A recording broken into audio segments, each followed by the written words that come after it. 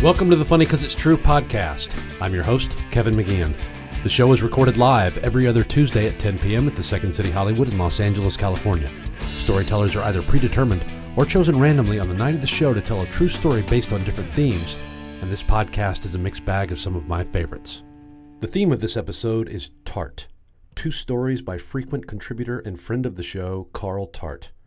Carl first describes how he broke up with a girl he was never officially dating, and then he recounts a cross-country trip to an ill-fated family reunion. And later, I long-windedly describe how I recently uncovered the truth about a strange night many years ago between an ex-girlfriend and another guy. But let's not dawdle. First up, Tart. This is a story of how I broke up with a girl who I was never officially in a relationship with. She broke up with me. So I was at a birthday party, and there were a lot of girls at this birthday party. It was a girl's birthday party. And I'm a pretty shy dude when it comes to girls and interactions. I've kind of always been. And so this girl walked up to me and had her friend introduce her to me, try to set us up. And I'm like, okay, well, this is cool because I don't have to do no work. All I got to do is, tell a couple jokes and make some funny faces and stuff, and then this is nailed. And so she comes up to me and she's like, hey, what's up? Do you smoke? And I'm like, well, nah, I don't. Sorry, I don't. She's like, that's cool. Well, yeah. Well, let's go take some shots. Let's go hang out. What's up? And I'm like, yeah, okay. I'll have one. And she's not interested in having more. She's, just one. She wants a lot. So anyway, we exchange numbers and we begin to text and everything's cool. And she's talking about, oh, I thought you were cute at the party and stuff. That's why I had her introduce me to you and stuff like that. And I'm like, oh, nice. Yeah, well, you were cute too. She was fine. She looked good. And so I was I was excited. And so one night she was like, oh, I'm just bored at home. What's up with you? And I'm like, nothing. I'm bored at home too. You want to hang out or something? And she's like, well, yeah, you can come over, but this ain't no booty call. Don't think that this is I'm like, no, I wasn't thinking that. So that right there told me that she was interested in getting to know me. Okay, so I went over and I was very respectful, and she wanted me to drink a lot that night. And I was like, no, because I got to drive back home in my mama's car, and I don't want to mess that up. So she's like, oh yeah, okay.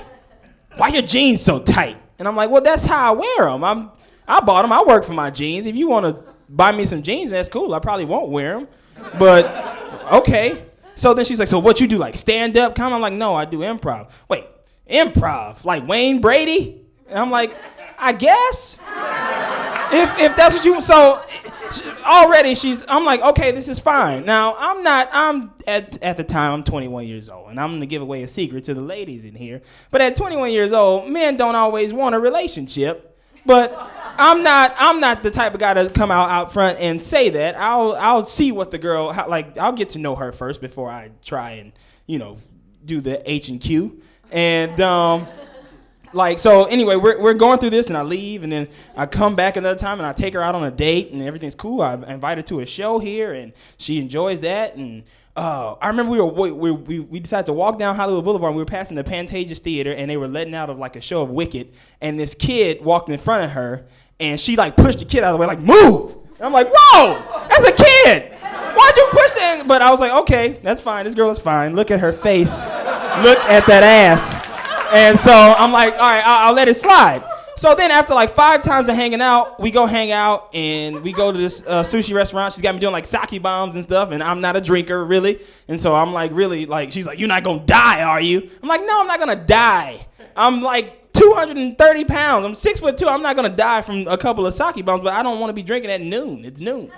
And so we get back to her house, and she's like, why haven't you hade a move on me yet? Are you gay or something? I'm like, no, I'm not gay. I'm why would you think I was gay? What I do? Well, we've hung out 4 times. I'm like, it's been a week. And we've hung out 4 times, and you haven't even tried to hook up with me or anything. Me and my friends, we think you're gay. And I'm like, all right, look, I'll prove to you tonight I ain't gay if you want to talk about that. And so that night, we hung out again, and it finally happened, and everything was all cool, and she seemed to enjoy it and everything, and so I was like, you still think I'm gay? And she was like, no, and I know you're not, and so after that, like a day later, I hit her up like, hey, so what's up? Like, when are we gonna hang out again? And she was like being really short with me as I was talking to her, and I was like joking and blah blah, and she was being really short and like not really texting me back like, yeah, no, what, okay, and I'm like, what kind of text? What is this? So I'm like, what's going on? I'm like, when are we gonna hang out again or whatever? And she was like, we're two different people. I don't think this is gonna work out. Like you're not really. And she was like, but you can still hook up with me though. Like I'm fine with that. That was pretty fun. And I'm like, great. That's all I wanted in the first place. Like that's fine. So after a while, so I went back over there and we did it for a couple more like weeks. And then after a while, like I would go over there and instead of like hanging out after and joking around, she'd be like, all right, I'm going to sleep, and like roll over and like basically say like, there's the door. You can leave. And so then I started getting kind of hurt. Like, wait a minute, what's wrong with me? To where you want to kick me out? Like this is supposed to be the other way around. I'm the dude. I can't be hurt. Like what is wrong with me? Why you can't want to stay with me? Like what's wrong with me? You just like so like I was like, this ain't gonna work. This is not, because I don't even want to be your boyfriend, but I'm acting like I do because I feel my feelings are hurt. What is wrong with me? There's a lot of girls like me. I'm funny. I do improv. Wayne Brady. Like, so that's how I broke up. That I was like, no, we can't do this no more. I'm gonna go find somebody who's interested in just being a hit it and quit it for me. She's gonna be the one hurt. Thank you.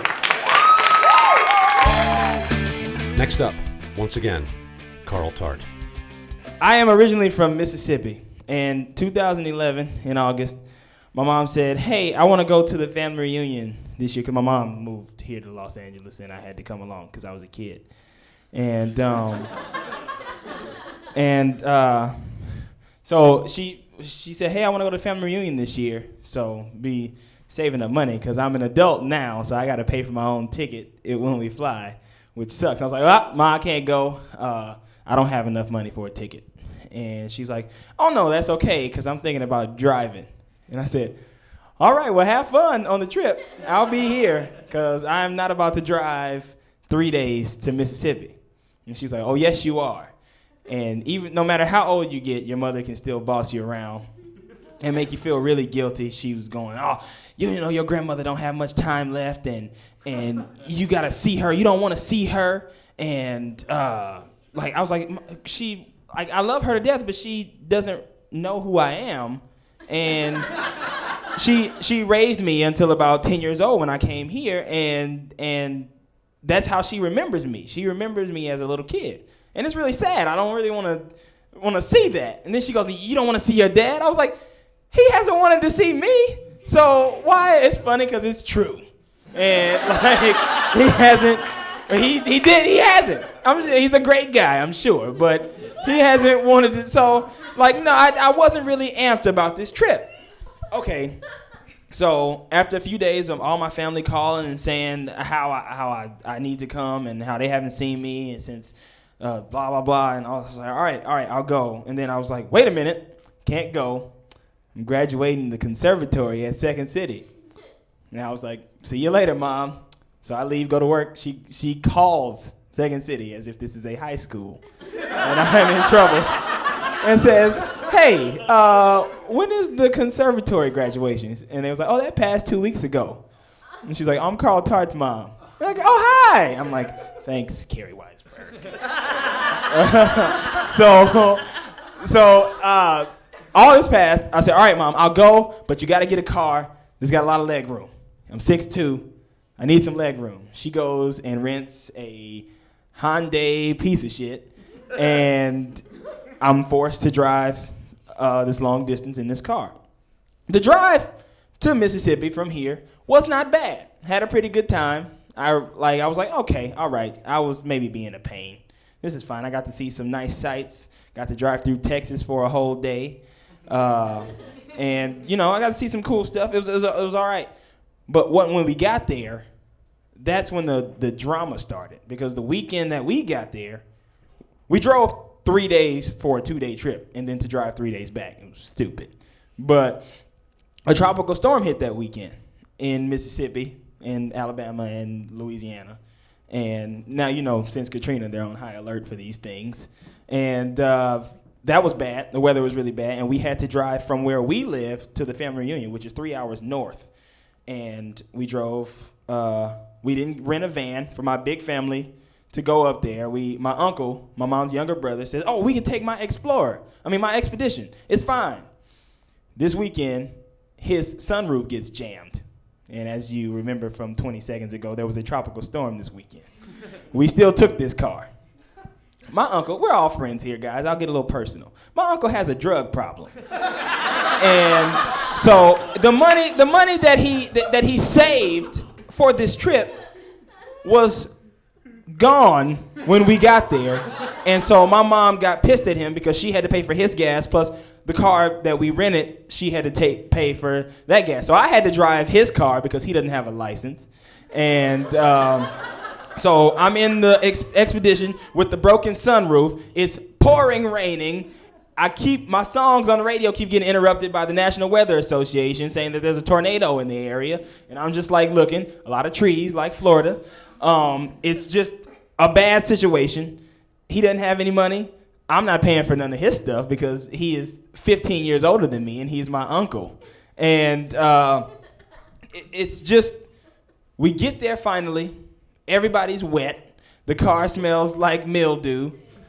And I mess up my shoes that I bought for the trip. That was awful.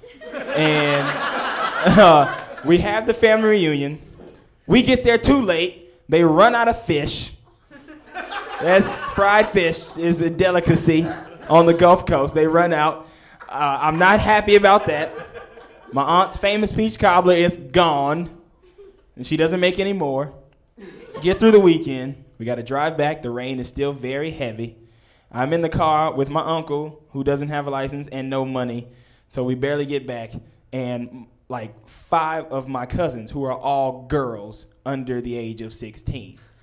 And he, obviously, as from what I've told you, he's kind of a low-life guy, and they know that because they're at that age where everything is this, neck popping and stuff. And so they're dogging him out, and he's arguing with them back. And I'm like, you are 20 years older than them. Why are you arguing with them? And it's just an awful time. I go to my mom, and I say, Mom, I will never forgive you for making me come here. I love this place. This is where I was born. I never want to come back. And we got back in the car, had a nice drive back here. Texas has a lot of deer. I almost hit a few of them. And we made it back, and I haven't been back since. But Mississippi's a great place. You guys should all check it out. And finally, me, Kevin McGeehan.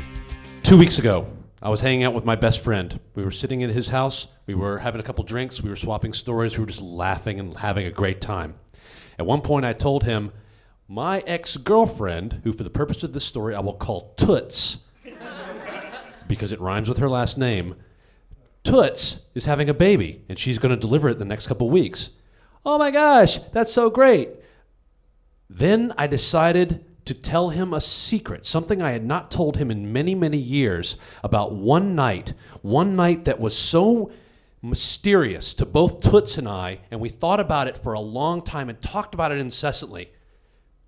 But I told my best friend this story, and he started laughing, and he told me the answer to this mystery that had happened for so long between my ex-girlfriend and myself, and it was the most satisfying ending it could be. I started dating Toots back in 2005. I was teaching an improv class. She was in the improv class because her school, where she taught kindergarten, paid for her to go do it, and she thought, I'll get better at improv and maybe I'll meet a dude. Prophetic. So she, on the last day of class, I'm sitting with her class, and she says, I have to go to this wedding, but all my back pocket boys which is what she called them, the boys that she could call anytime she wanted, and they would do her bidding at whatever. All her back pocket boys had fallen through. So she asked old me, and fifth choice McGeehan steps up to the plate. And I said, sure, I'll go with you. We went to the Chicago Art Institute to go see this wedding, and it became a great bonding experience because we had a great time, and we were just laughing at the fact that the father-in-law, the father of the bride, when he gave his speech, could not have sounded more apathetic and hate-driven towards the groom, his new son-in-law. So we had a great time with that. We went back to our apartment. Things got heated. Things were fun. And then next thing we knew, we started dating. And then here was the cool part. It was a finite relationship. We knew for a fact that I had already accepted a contract and I was leaving town. I was going to leave Chicago for what I thought was going to be forever. So we were going to have 4 months of just fun, frivolity, hanging out, just being awesome with no pressure. I leave, I go do this other job, but we still stay in contact. We start really staying in touch and really talking and liking each other. And then we decide she's going to come visit me. I was on a cruise ship at the time. She was going to come visit me for a week, and our relationship was starting to progress, and it was very nice. And then suddenly, and here's where this takes a turn, but it's only a brief turn, then my mother gets very sick and diagnosed as terminal, and I've got to drop everything and go home. During this time period, if anyone here has seen Four Aces, here's a huge subplot I left out. She was very instrumental and helpful to me. I could not have gotten through all of that without her, and it became one of the best things she could have done. And she saw me at my best. And the joke I always like to make is, if you want a woman to fall in love with you, show her how you treat your dying mother. If you want it to last, I have no idea. I can't help you. So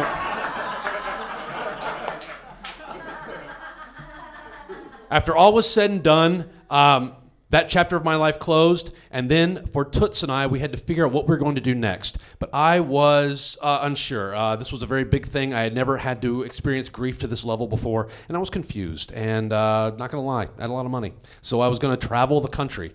And I had this huge plan in mind that I was going to run into people from my life. Before I made a decision of what I was going to do next, I was going to make sure I had an informed decision, and I went and I talked to 75 people from my past, either by coincidence or design, to find out where they were. I interviewed them to find out where they were in their life, so when I made my decision, it was going to be extremely well informed. I make the decision. I want to be with her. Now, to be with her, she had gotten accepted on a scholarship to get her PhD at the University of Michigan, and she would be moving there. So if I was to be with her, I would have to go to the University of Michigan with her, and that would be my life. But you know what? It all made sense. I had to go see about a girl, and I moved up there with her, and we lived in Ann Arbor. Her very rich parents bought a 4-bedroom house for the two of us to live in and made me pay rent. And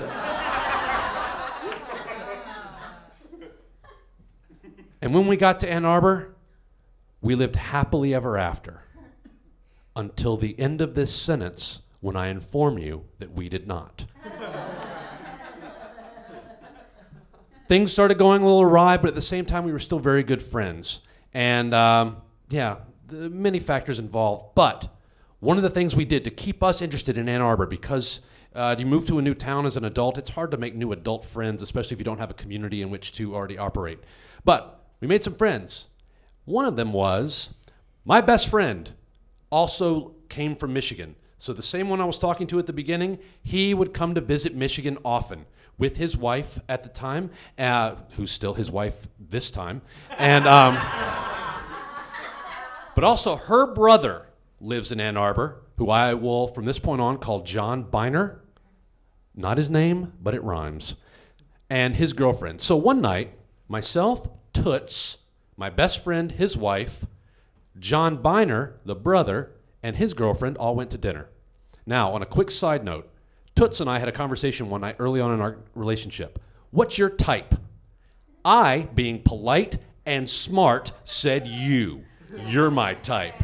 Short, brown-haired ladies, I love that so much. The question goes to her. What's your type? Short Jewish guys. Oh, great. Cool. I'm glad I'm exactly that.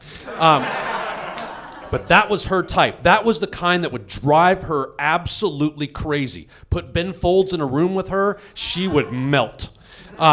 So we go to dinner with the 6 of us. John Biner fits this description perfectly. So much so that we would joke about it, and she would say things like, "Hi, John Biner." She would say it in a way that she was flirting with him, but not really. It was just kind of cute. Because it's kind of fun when people find you attractive. So she would kind of flirt with him.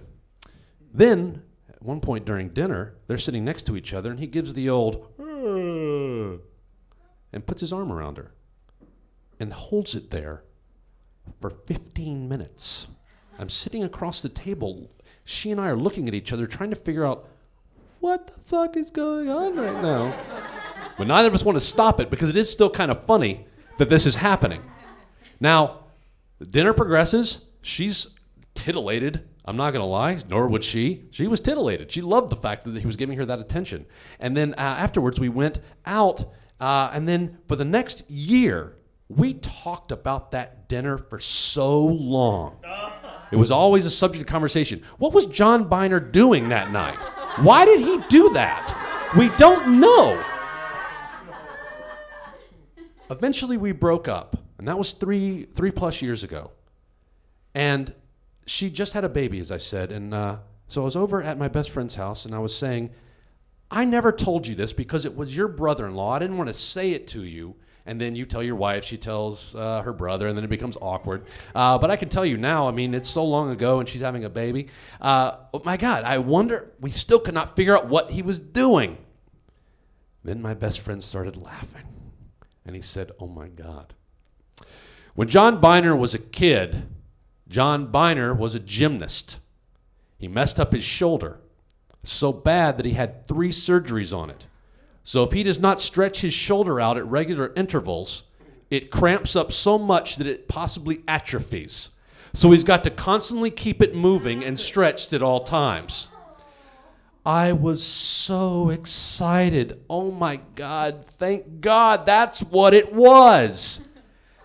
And I wrote Toots immediately and told her this on the day I congratulated her for having a baby. And she laughed, and the one thing I did leave off of that, and if she ever listens to this, she'll find out the end of the story. 2 days later, my best friend went to Michigan to go visit people, John Biner being one of them. The night he gets there, he sends me this text. Arrived tonight in Michigan, saw John Biner, whereupon I promptly shared the details of his namesake's story, including your reaction to the bad shoulder reveal. He was surprised, flattered, and in hysterics about the whole thing. But the icing on the cake is that I introduced the story to him by asking if he remembered you and Toots. His reply, of course I remember Kevin, but I don't think I ever met his girlfriend.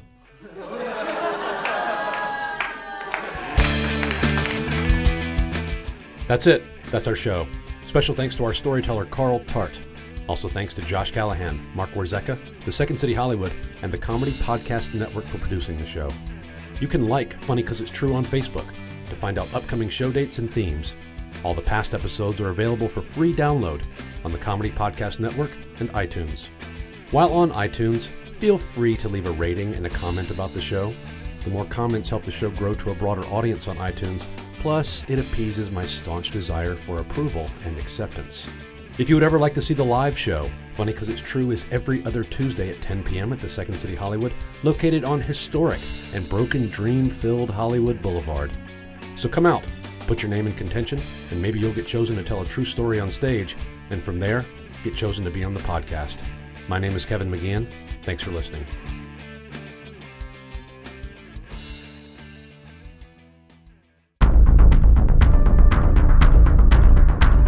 You have received this transmission from the Comedy Podcast Network. For more shows, visit comedypodcastnetwork.com.